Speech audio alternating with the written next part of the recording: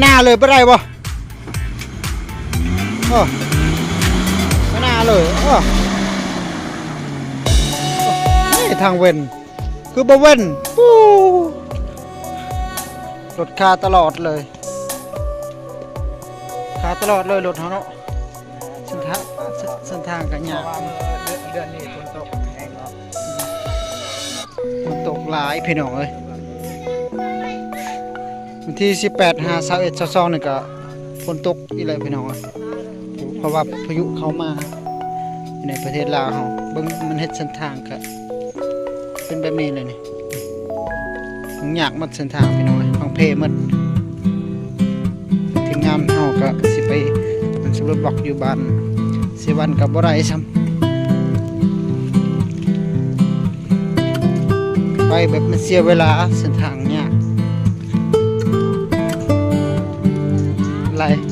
ไล่บอดเลยจะค่อยลงนะทีมงานจะค่อยลงนะไล่เทือไล่ทีจะได้พี่น้องเว้ย2 บอลเลยมันขาตลอด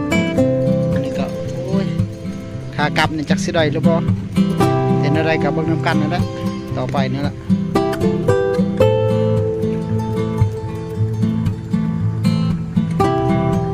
นี่รถก็มันเป็นแบบนี้พี่น้องเอ้ยเปื้อนมัดดิ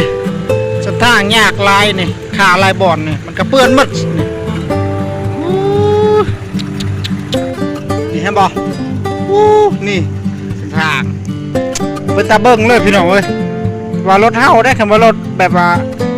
วิโก้นี่ฮอนด้านี่ถือว่าไปบ่ได้ซ้ำไหนพี่น้องเอ้ย